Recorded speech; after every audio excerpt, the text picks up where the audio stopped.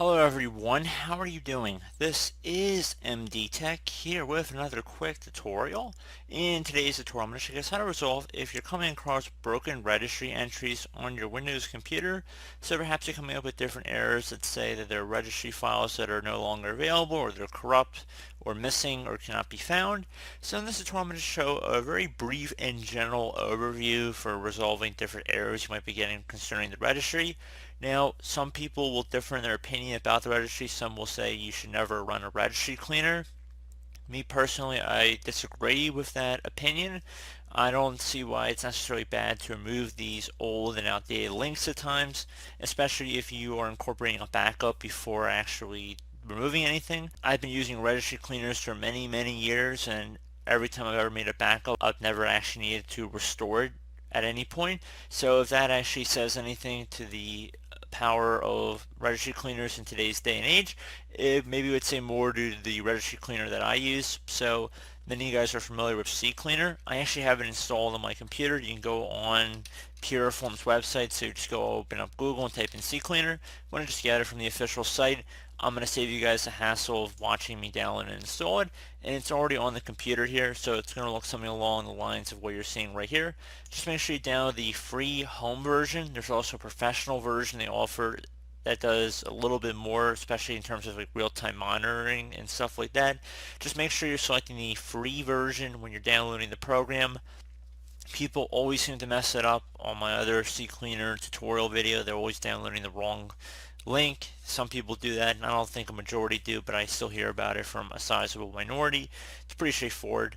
So once you're on the CCleaner page, you want to go underneath the registry option on the left side, and you want to select the scan for issues button.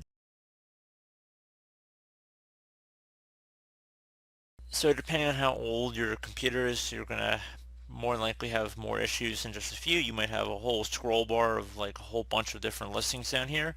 So you want to select the fix selected issues. It's going to prompt you if you want to back up the registry before making the changes. I would select yes.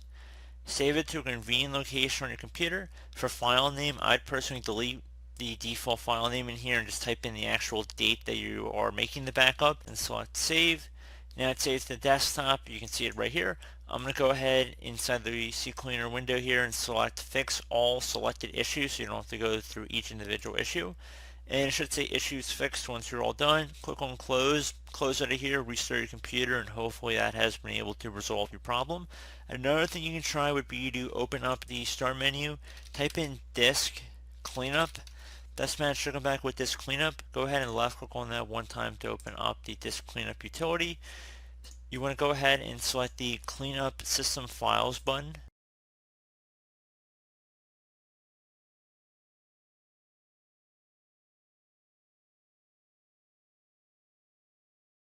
And then you want to select OK once again.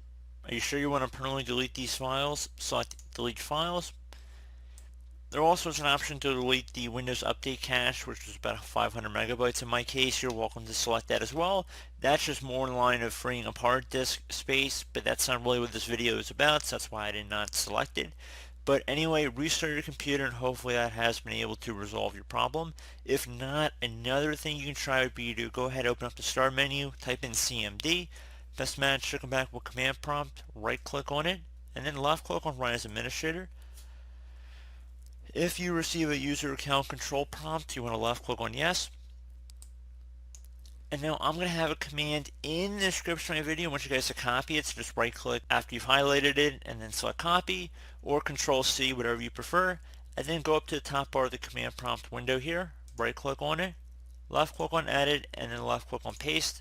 Once it's pasted in here, hit enter on your keyboard. You will have to wait for this process to complete, and if any items that were detected, it should give you the option to resolve it, restart your computer, and that should be about it. The scan can take a little bit of time to run here though, so I'm not sure we're actually going to wait for it to finish, but if it does find anything, it should automatically be able to fix it. Otherwise, you might have to restart your computer once it's done. So pretty straightforward process here, guys. Do hope I was able to help you out, and I do look forward to catching you all in the next tutorial. Goodbye.